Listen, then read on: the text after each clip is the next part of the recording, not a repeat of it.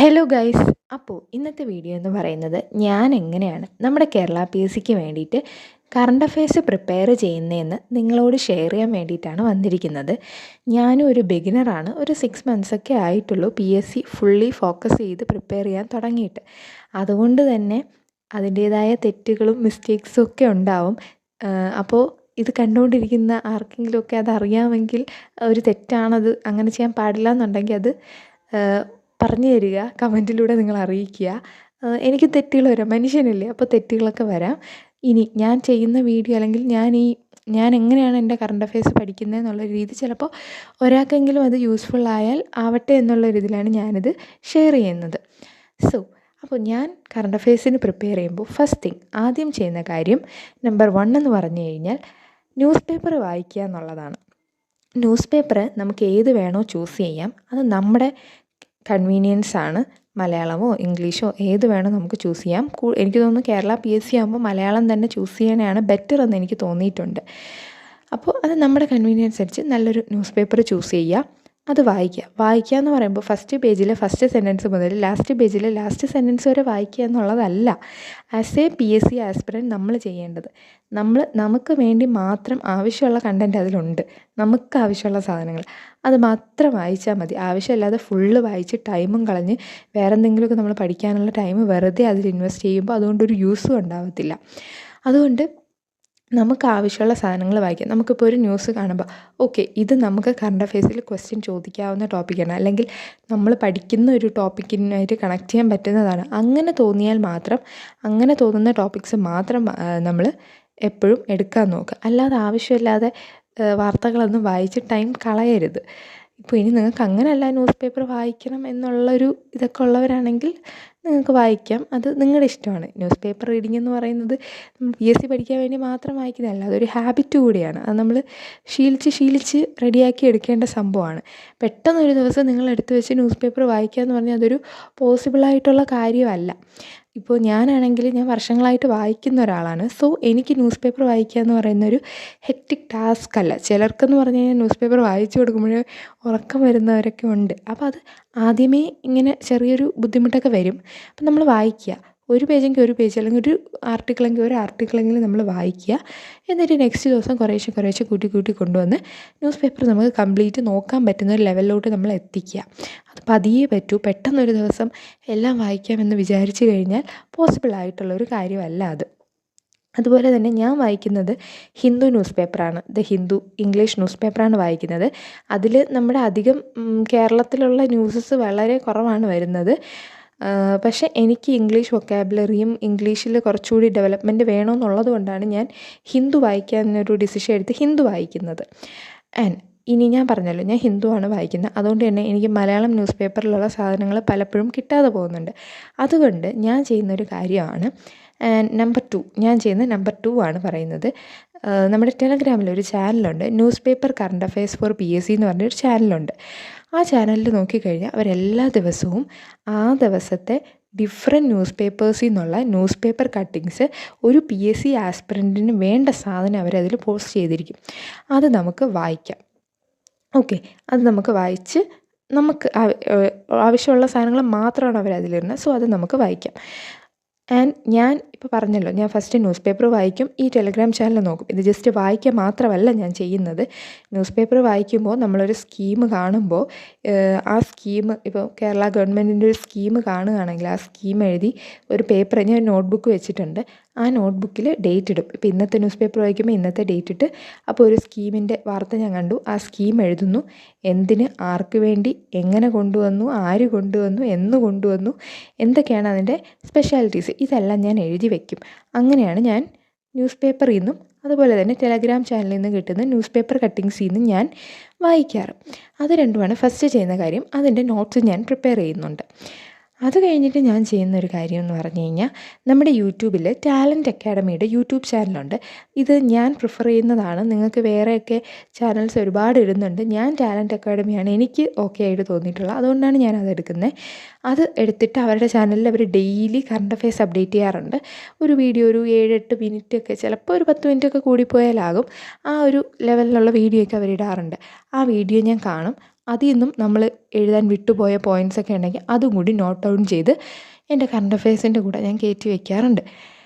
അതും ചെയ്യാറുണ്ട്. അത് കഴിഞ്ഞ് കഴിഞ്ഞാൽ പിന്നെ ഞാൻ ഏതെങ്കിലും ഒരു ഇൻസ്റ്റിറ്റ്യൂട്ടിൻ്റെ, അതിപ്പോൾ ഡിഫറെൻ്റ് ആയിരിക്കും. ചിലപ്പോൾ ഞാൻ ഓഫ്ലൈൻ കോച്ചിങ് എടുക്കുന്ന ഒരാളാണ്. സോ അവിടുത്തെ ഇതിൽ നിന്ന് ഓരോ ദിവസത്തെയും കറണ്ട് അഫയേഴ്സിൻ്റെ ഒരു ഷീറ്റ് നമ്മൾ ഗ്രൂപ്പിൽ പോസ്റ്റ് ചെയ്യാറുണ്ട്. സോ അത് ഞാൻ വായിക്കാറുണ്ട്.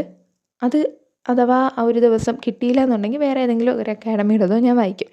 ഇത്രയാണ് ഞാൻ കറണ്ട് അഫയേഴ്സിന് ഒരു ദിവസം ചെയ്യുന്ന കാര്യങ്ങൾ.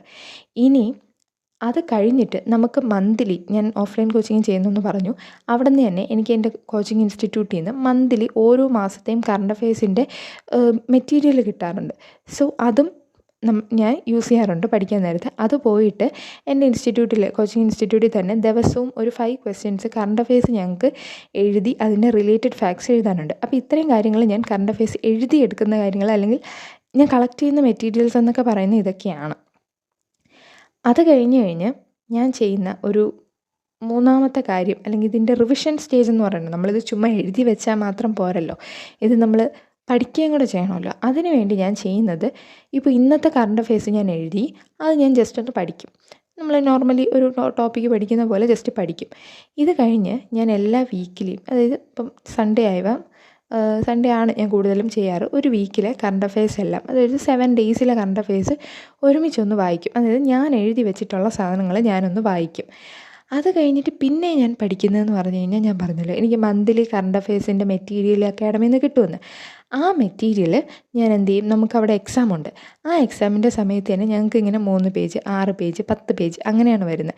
അപ്പോൾ ഇത് 2-3 പ്രാവശ്യം ഇങ്ങനെ റിവൈസ് ചെയ്ത് നമുക്ക് വരുന്നുണ്ട്. സോ ഞാൻ ഈ കറണ്ട് അഫയേഴ്സിൽ എനിക്കത് നല്ല പക്കായിട്ട് വരും. പിന്നീട് എനിക്കെടുത്ത് വെച്ച് ബുദ്ധിമുട്ടേണ്ട ആവശ്യം വരാറില്ല. അങ്ങനെയാണ് ഞാൻ ഈ കറണ്ട് അഫയേഴ്സിന് വേണ്ടി ചെയ്യുന്ന ഒരു റിവിഷൻ എന്ന് പറയുന്ന സംഭവം ഇതാണ്. പിന്നെ നമുക്ക് ഈ കറണ്ട് അഫയേഴ്സിൻ്റെ കോച്ചിങ് ഒന്നും ഇല്ലാത്തവർക്ക് ഈ മെറ്റീരിയൽസൊക്കെ എങ്ങനെ കിട്ടും എന്ന് ചോദിച്ചു കഴിഞ്ഞാൽ, നമ്മുടെ ടെലഗ്രാമിൽ ഒരുപാട് ടെലഗ്രാം ചാനൽസ് അവൈലബിൾ ആയിട്ടുണ്ട്. യൂട്യൂബിൽ ഒരുപാട് channels daily current affairs updates തരുന്ന, ഞാൻ നേരത്തെ പറഞ്ഞ പോലെ ടാലൻറ്റ് പോലെയുള്ള പല ഇൻസ്റ്റിറ്റ്യൂഷൻസിൻ്റെത് അവൈലബിൾ ആയിട്ടുണ്ട്. അത് നമുക്ക് യൂസ് ചെയ്യാം. അങ്ങനെ പത്രം വായിക്കാതെ അത് മാത്രം യൂസ് ചെയ്ത് പഠിക്കുന്നവരും ഉണ്ട്. ഇപ്പം ഞാൻ എൻ്റെ രീതിയാണ് പറഞ്ഞത്. ഇപ്പോൾ ഓരോരുത്തരും പ്രിഫർ ചെയ്യുന്ന രീതി ഡിഫറെൻ്റ് ആയിരിക്കുമല്ലോ. അപ്പോൾ അങ്ങനെ വേണമെങ്കിൽ നിങ്ങൾക്ക് ചെയ്യാം. ഇപ്പം ഞാൻ ടെലഗ്രാം ചാനൽസ് പറയുകയാണെങ്കിൽ, ഒന്ന് ഞാൻ പറയാം, കുറച്ച് ടെലഗ്രാം ചാനൽസിൻ്റെ പേര് ഞാൻ പറയാം. ഇപ്പോൾ ടാലൻറ്റിൻ്റെ ഉണ്ട്, സോഡിയാക്ക് എന്ന് പറഞ്ഞിട്ട് ഒരിതുണ്ട്, പിന്നെ സൂപ്പർ നോട്ട്സ് ഉണ്ട്, ബെസ്റ്റ് അക്കാഡമി എന്ന് പറഞ്ഞിട്ട് അവരുടെ ഉണ്ട്.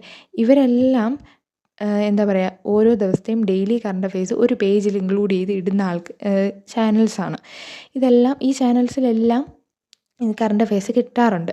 പിന്നെ പത്രവാർത്ത, ന്യൂസ് പേപ്പർ കറണ്ട് അഫയേഴ്സ് എന്ന് പറഞ്ഞ് 2 ചാനലുണ്ട്. ഇത് സംഭവം രണ്ടും ഫുൾ ന്യൂസ് പേപ്പറിൽ നിന്നുള്ള സാധനം നമുക്ക് തരുന്ന 2 ചാനൽസാണ്. സോ ഞാൻ ഇതിൻ്റെ എല്ലാം പേര് കൃത്യമായിട്ട് നമ്മുടെ സ്ക്രീനിൽ ഞാൻ ഇപ്പോൾ കാണിക്കാം. നിങ്ങൾ കാണുന്നുണ്ടാവുമല്ലോ, ഈ സ്ക്രീനിൽ കാണിക്കാം. അപ്പോൾ നിങ്ങൾക്ക് ആവശ്യമുള്ളത് നിങ്ങൾ സെർച്ച് ചെയ്യുക. ജസ്റ്റ് ടെലഗ്രാമിൽ കയറി സെർച്ച് ചെയ്താൽ മതി. ഇതിൻ്റെ ലിങ്കിൻ്റെ ഒന്നും ആവശ്യമില്ല. അതൊന്ന് ജസ്റ്റ് സെർച്ച് ചെയ്ത് കൊടുത്താൽ മതി, അത് വന്നോളും. പിന്നെ ഇപ്പം സൈലം PSCയുടെ ഒക്കെ ആണെങ്കിലും അവരുടെയിലും നല്ല കറണ്ട് അഫയേഴ്സിൻ്റെ ഇത് വരുന്നുണ്ട്. നമ്മൾ PSC പഠിക്കുന്നവർ ചെയ്യാവുന്ന ഒരു നല്ല കാര്യമാണെന്ന് എനിക്ക് തോന്നിയൊരു കാര്യമാണ്. ഒരു 5-6 ചാനലുകൾ ഇങ്ങനെ അങ്ങ് ഫോളോ ചെയ്തിട്ടേക്കുക. നമ്മൾ ഇതൊന്നും എടുത്ത് വായിച്ചില്ലെങ്കിലും ഇവരെല്ലാവരും ചെയ്യുന്നൊരു കാര്യമുണ്ട്, ഈ പോൾ ഇടലുണ്ട്. ഒരു ക്വസ്റ്റ്യൻ ഇട്ടിട്ട് 4 ഓപ്ഷൻ തന്നിട്ട് നമ്മൾ ഏതാണ് കറക്റ്റ് എന്നിങ്ങനെ ക്ലിക്ക് ചെയ്യാനുള്ളൊരു സംഭവം ഇടും. ഇത് കറണ്ട് അഫയേഴ്സിനും ഇവരിടാറുണ്ട്. സോ ഇതിടുമ്പോഴത്തേക്കും നമ്മൾ ചുമ്മാ ചാനലിൽ കയറി നോക്കുമ്പോഴത്തേക്കും കാണുമ്പോൾ നമ്മൾ ചുമ്മാ എങ്കിലും ക്ലിക്ക് ചെയ്ത് നോക്കും. ഓക്കെ, അപ്പോൾ ശരിയായ ഓക്കെ ഇതാണ് ഉത്തരം എന്ന് അങ്ങനെയൊക്കെ നമുക്ക് പഠിക്കാം. അപ്പോൾ 2-3 ചാനൽസൊക്കെ ഫോളോ ചെയ്തിട്ടേക്കുന്നത് നല്ലതാണ്. പിന്നെ ഇൻസ്റ്റഗ്രാമൊക്കെ യൂസ് ചെയ്യുന്നവരാണെങ്കിൽ അതിലും ചാനൽസും മറ്റ് അക്കാഡമീസിൻ്റെ ഇതൊക്കെ ഉണ്ടാവും. ഞാനിപ്പോൾ യൂസ് ചെയ്യുന്നില്ല ഇൻസ്റ്റഗ്രാം, അതുകൊണ്ട് എനിക്ക് പക്കായിട്ട് അത് പറഞ്ഞു തരാൻ അറിഞ്ഞുകൂടാ. എന്തായാലും മുമ്പൊക്കെ ഞാൻ യൂസ് ചെയ്തിരുന്നപ്പോൾ ഞാൻ കണ്ടിട്ടുണ്ട്, ഒരുപാട് അക്കാഡമീസിൻ്റെ സംഭവങ്ങളൊക്കെ ഞാൻ കണ്ടിട്ടുണ്ട്. അപ്പോൾ നിങ്ങളത് നോക്കിയാൽ മതി. ഇപ്പോൾ നിങ്ങൾക്കൊരു അക്കാഡമിയുടെ തന്നെ പ്രിഫർ ചെയ്ത് വേണമെന്നുണ്ടെങ്കിൽ അതിൻ്റെ പേരൊക്കെ അടിച്ച് നോക്കിക്കഴിഞ്ഞാൽ യൂട്യൂബിലായാലും കിട്ടും. യൂട്യൂബിലൊക്കെ എല്ലാ ദിവസവും കറണ്ട് അഫയേഴ്സ് അപ്ഡേറ്റ് ചെയ്യുന്ന ഒരുപാട് ചാനൽസ് ഉണ്ട്. ടാലൻറ്റ്, സൈലം, പിന്നെ ഉള്ളൊരു ചാനലാണ് സൂപ്പർ നോട്ട്സ്. ഇവരുടെയൊക്കെ നല്ല കറണ്ട് അഫയേഴ്സ് നോട്ട്സാണ് കേട്ടോ. എല്ലാം നല്ല അടിപൊളി നോട്ട്സാണ്. അത്യാവശ്യം വ്യൂസ് ഉള്ളൊരു വീഡിയോ കാണുക, അത് നല്ലതായിരിക്കും എന്നാണ് എൻ്റെ ഒരു പേഴ്സണൽ ഒപ്പീനിയൻ. പിന്നെ ഗൈസ്, ഞാൻ നമ്മുടെ തൊഴിൽ വീഥിയില്ലേ, അത് വീക്കിലി വരുമ്പോൾ അതിലൊരു പേജ് കറണ്ട് അഫയേഴ്സിനുണ്ടാവും. ആ കറണ്ട് അഫയേഴ്സ് ഞാൻ വായിക്കാറുണ്ട്. അത് ഓൾറെഡി നമ്മൾ പഠിച്ച കറണ്ട് അഫയേഴ്സൊക്കെ തന്നെ ആയിരിക്കും. എന്നാലും ഒരു റിവിഷൻ പോലെ അത് ഞാൻ വായിക്കാറുണ്ട്. അതിൽ കുറച്ചുകൂടി റിലേറ്റഡ് ഫാക്ട്സൊക്കെ ഇൻക്ലൂഡ് ചെയ്തിട്ടുണ്ടാവും. അതുകൊണ്ട് അതും ഞാൻ വായിക്കാറുണ്ട്. ഞാനിങ്ങനെയൊക്കെയാണ് നമ്മുടെ കറണ്ട് അഫയേഴ്സ് പഠിക്കാറ്. ഞാൻ എല്ലാം പറഞ്ഞിട്ടുണ്ട് എന്നാണ് എൻ്റെ ഒരു വിശ്വാസം. ഇനി എന്തെങ്കിലും വിട്ടുപോയിട്ടുണ്ടെങ്കിൽ നിങ്ങൾ കമൻറ്റ് ചെയ്യൂ. നെക്സ്റ്റ് വീഡിയോയിൽ ഞാനത് പറയാം. അപ്പോൾ എൻ്റെ കറണ്ട് അഫയേഴ്സ് പഠന രീതിയൊക്കെ ഇങ്ങനെയാണ്. നിങ്ങൾക്കിത് യൂസ്ഫുൾ ആയിട്ടുണ്ടെങ്കിൽ ഒരു ഹാർട്ട് കമൻറ്റ് ചെയ്തേക്കൂ. ആൻഡ് ഗൈസ്, ഇത്രയേ ഉള്ളൂ ഇന്നത്തെ വീഡിയോ. ആൻഡ് നെക്സ്റ്റ് വീഡിയോ ഉടനെ തന്നെ വരുന്നതായിരിക്കും. അപ്പോൾ നിങ്ങൾക്ക് ഈ വീഡിയോയിൽ എന്തെങ്കിലും ഡൗട്ട്സ് ഞാൻ പറഞ്ഞാൽ ക്ലിയർ ആവാത്തതൊക്കെ ഉണ്ടെങ്കിൽ ജസ്റ്റ് ഒന്ന് കമൻറ്റ് ചെയ്യൂ. I will reply for that. അല്ലെങ്കിൽ നെക്സ്റ്റ് വീഡിയോയിൽ ഞാൻ പറയാം. അപ്പോൾ എല്ലാവർക്കും ശരി. അപ്പോൾ ബൈ ബൈ.